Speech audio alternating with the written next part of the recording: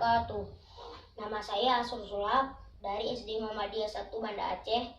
Saya akan menjelaskan 5 hal penting mencegah virus corona. 1. Mencuci tangan pakai sabun dengan air yang mengalir.